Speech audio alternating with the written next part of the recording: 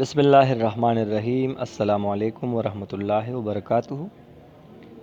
Dear students, class 9th में हम पढ़ रहे थे फोटोसिंथेसिस, रिस्पिरेशन, बायो एनर्जेटिक्स वाले चैप्टर में। तो इंशाल्लाह हम फोटोसिंथेसिस प्रोसेस और रिस्पिरेशन प्रोसेस को इस चैप्टर में डिटेल पे पढ़ेंगे। आज हमारा टॉपिक बायो एनर्जेटिक्स में है फोटोसिंथेसिस, और इसके लिए यहाँ पर लिखा गया है कि अलाइव सस्टेनिंग प्रोसेस। तो बेटा, आपको याद रखना चाहिए कि दुनिया में जितने भी एनिमल्स हैं वो डिपेंड करता है प्लांट्स के ऊपर, और इसका एक मेजर रीज़न फोटोसिंथेसिस है। चाहे हम कितना भी एडवांस हैं, पर हम सनलाइट को डायरेक्टली ऑब्जर्व नहीं कर सकते, हम उससे एनर्जी हासिल नहीं कर सकते। और प्लांट को अल्लाह ताला ने ये खासियत दिया है कि वो सनलाइट को एब्जॉर्ब करके इससे फूड मॉलिक्यूल बनाता है, यानी ग्लूकोज।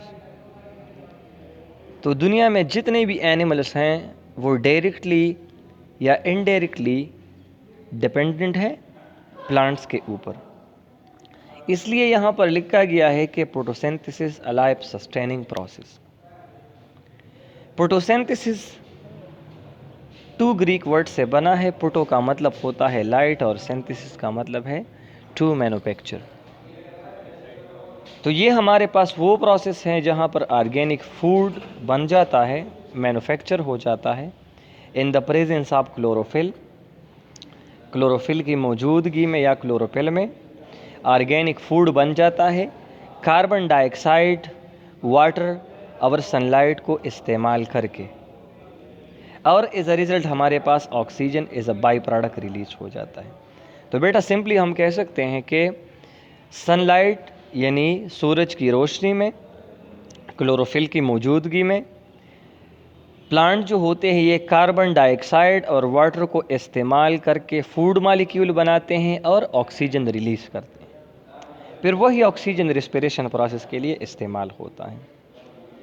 याद रखिए कि जिन ऑर्गेनिज्म में फोटोसिंथेसिस का अमल होता है, इस तरह के ऑर्गेनिज्म ऑटोट्रॉपिक ऑर्गेनिज्म कहलाते हैं। जिस तरह प्लांट है, अलजी हैं, और इसमें कुछ बैक्टीरिया भी शामिल है जो सायानोबैक्टीरिया कहलाते हैं। यहाँ पर रिएक्शन में आप देख सकते हैं कि सबसे पहले C6 6 कार्बन डाइऑक्साइड हैं प्लस 12 H2O हैं। तो ये जब दोनों रिएक्शन करते हैं सनलाइट और क्लोरोफिल की मौजूदगी में, तो हमारे पास बन जाता है C6H12O6 यानी ग्लूकोज या organic molecule, food molecule, plus 6O2 यानी ऑक्सीजन, प्लस 6H2O यानी वाटर। तो कार्बन डाइऑक्साइड और वाटर को इस्तेमाल करके सनलाइट की प्रेजेंस और क्लोरोफिल की मौजूदगी में प्लांट ग्लूकोज बनाते हैं, ऑक्सीजन बनाते हैं और वाटर बनाते हैं। ये हमारे पास है प्रोसेस ऑफ फोटोसिंथेसिस। दूसरी बात आप याद रखिए कि फोटोसिंथेसिस का जो अमल है, this is called energy capturing and storing process. इसी में एनर्जी कैप्चर हो जाती है और वही एनर्जी स्टोर्ड हो जाती है। यानी सनलाइट से जो सोलर एनर्जी आती है या लाइट एनर्जी आती है फोटॉन की शक्ल में या रेस की शक्ल में, वही एनर्जी केमिकल फॉर्म में स्टोर हो जाती है खुराक में, यानी ग्लूकोज मॉलिक्यूल्स में। यहाँ पर देखते हैं कि क्लोरोफिल का क्या रोल है और सनलाइट का क्या रोल है। तो सबसे पहले आते हैं कि क्लोरोफिल क्या चीज़ है। क्लोरोफिल एक ऑर्गेनिक कंपाउंड है, और ये ऑर्गेनिक कंपाउंड सनलाइट को एब्जॉर्ब करता है। तो जिस तरह हमें मालूम है कि सनलाइट में हमारे पास 7 मुख्तलिफ कलर्स हैं, तो ये क्लोरोफिल मोस्टली ब्लू और रेड वेवलेंथ को एब्जॉर्ब करते हैं और वही कन्वर्ट करता है। तो जो ग्रीन पोर्शन होता है लाइट का, वो रिफ्लेक्ट किया जाता है, इसीलिए प्लांट्स हमें ग्रीन नज़र आते हैं। ब्लू और रेड पोर्शन एब्जॉर्ब किया जाता है, और जो एनर्जी इससे एब्जॉर्ब हो जाती है वहीं पर कार्बोहाइड्रेट की फॉर्मेशन होता है और ग्रीन पोर्शन जो है वो रिफ्लेक्ट किया जाता है, इसीलिए क्लोरोफिल ग्रीन अफेयर होता है। जब क्लोरोफिल लाइट को एब्जॉर्ब करता है तो इस लाइट एनर्जी की वजह से क्लोरोफिल के इलेक्ट्रॉन एक्साइट हो जाते हैं, रिलीज हो जाते हैं और फिर बाद में वो एटीपी फॉर्मेशन करते हैं। प्लांट में, अलजी में क्लोरोफिल जो होता है वो क्लोरोप्लास्ट में मौजूद होता है। क्लोरोप्लास्ट असेक लाइक स्ट्रक्चर है जिसमें क्लोरोफिल मौजूद होता है। और जो प्रोकैरियोट्स हैं यानी बैक्टीरिया, सायानोबैक्टीरिया, तो यहाँ पर क्लोरोफिल क्लोरोप्लास्ट में नहीं बल्कि इसके सेल मेम्ब्रेन में मौजूद होता है। ठीक है, यहाँ पर आप देख सकते हैं कि ये एक स्ट्रक्चर ऑफ क्लोरोप्लास्ट है। तो स्ट्रक्चर ऑफ क्लोरोप्लास्ट यानी इसके दो मेम्ब्रेन हैं। एक हमारे पास आउटर मेम्ब्रेन है जो ग्रीनिश नज़र आता है, दूसरा इनर मेम्ब्रेन है जो रेडिश नज़र आता है और जो स्ट्रोमा बनाता है। स्ट्रोमा हमारे पास फिर वो इंटरनल एक्वस स्पेस हैं जिसमें फिर डार्क रिएक्शन होता है। यहाँ पर आप ग्रेनम देख सकते हैं, एक आप थाइलाकॉइड देख सकते हैं। थाइलाकॉइड क्या है? ये जो कॉइन लाइक स्ट्रक्चर नज़र आता है तो सिंगल एक स्ट्रक्चर को हम कहलाते हैं थाइलाकॉइड। फिर जो ये स्टेक बनाता है, जिस तरह ये बिल्डिंग स्ट्रक्चर ये बनाता है, फिर ये कंबाइनली कहलाता है ग्रेनम। तो ये जो लाइट फोटोसिंथेसिस का अमल है इसका कुछ हिस्सा ग्रेनम में होता है और कुछ हिस्सा स्ट्रोमा में होता है। ये अब यहाँ पर पढ़ते हैं। जो फोटोसिंथेटिक पिगमेंट्स होते हैं यानी जो क्लोरोफिल हैं, ये क्लस्टर के फॉर्म में अरेंज होता है। ठीक है, ग्रुप्स के फॉर्म में ये अरेंज होता है और ये कहलाता है फोटोसेस्टम। इन थाइलाकॉइड मेम्ब्रेन ऑफ क्लोरोप्लास्ट, जो थाइलाकॉइड मेम्ब्रेन है, कॉइन लाइक स्ट्रक्चर जो है इसका जो मेम्ब्रेन है, इसमें क्लोरोफिल ए सबसे ज़्यादा होता है। इसके अलावा क्लोरोफिल भी और केराटिनॉइड भी यहाँ पर मौजूद होते हैं। Chlorophylls absorb mainly blue and red light. ये मोस्टली इस वेवलेंथ वाले लाइट को एब्जॉर्ब करते हैं। कुछ वेवलेंथ क्लोरोफिल ए एब्जॉर्ब नहीं कर सकता तो वो क्लोरोफिल बी और केराटिनॉइड एब्जॉर्ब करते हैं, फिर बाद में वो क्लोरोफिल ए को देते हैं। तो ये प्रोसेस कंटिन्यू रहता है। Intake of carbon dioxide and water by plant.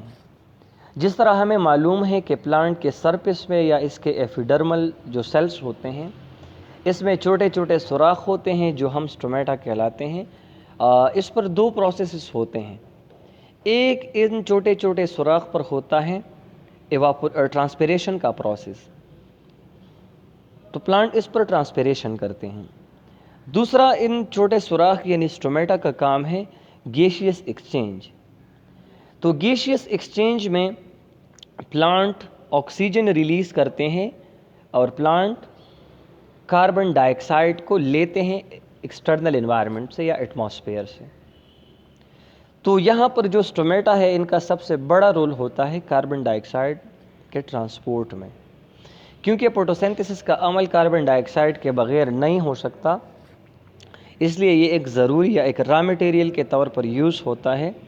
तो ये कहाँ से लेता है? ये एक्सटर्नल इन्वायरमेंट से लेता है। कौन इसको लेता है? स्टोमेटा के थ्रू प्लांट इसको अंदर ले जाते हैं और वहाँ पर जो विड सरफेस होता है मेसोपेल सेल का, वहाँ पर ये चिमट जाता है यानी वहाँ अटैच हो जाता है, फिर ये प्रोसेस में यूज़ किया जाता है। दूसरी बात हमारे पास वाटर की है। तो जिस तरह हमें मालूम है कि प्लांट को इसके रूट्स होते हैं, फिर रूट्स के ऊपर रूट हेयर होते हैं और वही रूट हेयर क्या करते हैं, वो वाटर को एब्जॉर्ब करते हैं। तो जब वो वाटर को एब्जॉर्ब करते हैं, वही वाटर जाइलम और फ्लोएम की मदद से, मोस्टली वाटर जाइलम की मदद से प्लांट के लीव्स में आते हैं, जहाँ पर ये क्लोरोप्लास्ट मौजूद होते हैं या क्लोरोफिल मौजूद होता है। तो वाटर ज़मीन से लेता है सॉइल के थ्रू और कार्बन डाइऑक्साइड एटमॉस्फेयर से लेता है स्टोमेटा के थ्रू। इसी तरीके से ये दो जो रॉ मटेरियल हैं वो फोटोसिंथेसिस प्रोसेस के लिए तैयार यानी यहाँ पर जमा हुए। अब हमारे लिए ज़रूरी है सनलाइट और क्लोरोप्लास्ट या क्लोरोफिल, तो ये फोटोसिंथेसिस का अमल होगा। ठीक है, साइंटिफिक इंफॉर्मेशन में आप देख सकते हैं कि यहाँ पर NAD होता है, निकोटिनामाइड एडेनिन डाइन्यूक्लियोटाइड, ये हमारे पास एक कोएंजाइम्स हैं। तो ये इसी प्रोसेस के दौरान इसके साथ हाइड्रोजन की एडिशन की जाती है, ये NADH बन जाता है। One palm of this coenzymes also carry phosphate with it and it is therefore called NADP। एक जब H हाइड्रोजन की जगह इसके साथ फॉस्फेट भी बाइंड कर सकता है तो ये NADP बन जाता है। अच्छा, अब आते हैं मैकेनिज्म ऑफ फोटोसिंथेसिस की तरफ कि ये फोटोसिंथेसिस का अमल किस तरह होता है। तो याद रखिए कि फोटोसिंथेसिस का अमल 2 स्टेप में होता है। एक स्टेप होता है लाइट रिएक्शन और दूसरा स्टेप होता है डार्क रिएक्शन। लाइट रिएक्शन को लाइट रिएक्शन इसलिए कहलाते हैं क्योंकि ये लाइट डिपेंडेंट होता है, ये लाइट पर टोटली डिपेंडेंट है और लाइट के बगैर ये रिएक्शन नहीं होगा। ठीक है, इसके लिए रिएक्टेंट कौन कौन से ज़रूरी है। दूसरी बात आप याद रखिए कि ये लाइट रिएक्शन ग्रेनम में होता है, जो प्रीवियस स्ट्रक्चर में हमने चीज़ को वाज़ेह किया। तो इसमें सनलाइट ज़रूरी होता है, एक इसमें वाटर ज़रूरी होते हैं, दूसरा NADP की बात हुई जो हमारे पास एक कोएंजाइम्स है। ADP प्लस PI ये हमारे पास ऑलरेडी यहाँ पर मौजूद हैं, तो ये रिएक्टेंट हैं, ये अब एक दूसरे के साथ रिएक्शन करेंगे। तो ग्रेनम में क्या होता है, हमारे पास एज अ रिज़ल्ट ATP बन जाता है, NADPH बन जाता है और O2 रिलीज होता है। ये सब प्रोसेस किस तरह होता है, तो बेटा याद रखिए कि जब क्लोरोप्लास्ट के ऊपर लाइट गिरता है सनलाइट, तो सनलाइट की वजह से वाटर मॉलिक्यूल की स्प्लिटिंग होती है। तो एक हमारे पास हाइड्रोजन आता है, दूसरा हमारे पास ऑक्सीजन आता है। तो ऑक्सीजन तो जो है वो फिर बाहर रिलीज़ करता है, और जो हाइड्रोजन होता है, हाइड्रोजन अटैच हो जाता है NADP से, तो ये बन जाता है NADPH। और सनलाइट की वजह से यहाँ पर जो क्लोरोफिल के इलेक्ट्रॉन रिलीज हुए थे, इसकी वजह से ADP प्लस फॉस्फेट दोबारा कंबाइन हो जाते हैं और एज अ रिज़ल्ट हमारे पास बन जाता है ATP। तो यहाँ पर आप देख सकते हैं एक ऑक्सीजन है, एक NADPH है और दूसरा ATP मॉलिक्यूल है।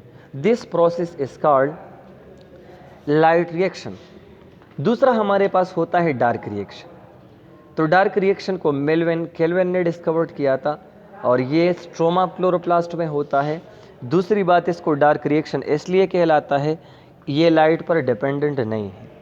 इसको डार्क रिएक्शन इसलिए नहीं कहलाता कि ये रात के वक्त होता है, पर ये लाइट पर डिपेंडेंट नहीं है, इसलिए इसको डार्क रिएक्शन कहा जाता है। ठीक है, इसमें हमारे पास कौन से रिएक्टेंट मौजूद हैं, तो वहाँ पर लाइट रिएक्शन में जो ATP बना था वो अब यहाँ पर मौजूद है, दूसरा जो NADPH बना था वो मौजूद है, और CO2 ये एनवायरनमेंट से लेता है। तो 3 हमारे पास रिएक्टेंट अब मौजूद है यहाँ पर। ठीक है, तो जब डार्क रिएक्शन होता है तो हमारे पास जो ATP था, इसकी एनर्जी इस्तेमाल करके ग्लूकोज बन जाता है। NADPH से दोबारा हाइड्रोजन को रिमूव किया जाता है, मतलब ये ऑक्सीडाइज हुआ। ठीक है, तो हाइड्रोजन रिमूव किया गया तो ग्लूकोज बन जाता है, NADP बन जाता है, plus ADP and inorganic phosphate. तो ये जो NADP है और इनऑर्गेनिक फॉस्फेट हैं, ये दोबारा अब लाइट रिएक्शन में इस्तेमाल होगा। तो हमारे लिए ज़रूरी चीज़ ये ग्लूकोज है, तो ये ग्लूकोज हमारे पास बना। तो ये है light reaction and dark reaction. Home assignment इसमें क्या है, write and memorise dark reaction. आप राइट मेमोराइज करें डार्क रिएक्शन को। ठीक है, तो ये हमारे पास एक सिंपल प्रोसेस है जो 2 स्टेप में कंप्लीट होता है फोटोसिंथेसिस का, लाइट रिएक्शन में और डार्क रिएक्शन में। एज अ रिज़ल्ट हमारे पास ग्लूकोज आते हैं, ऑक्सीजन रिलीज होता है और वाटर मॉलिक्यूल और कार्बन डाइऑक्साइड इसमें इस्तेमाल होते हैं in the presence of sunlight and chlorophyll. आज के लिए इंशाल्लाह ये काफ़ी होगा, फर्दर इस चैप्टर को कंटिन्यू रखेंगे कमिंग क्लास में।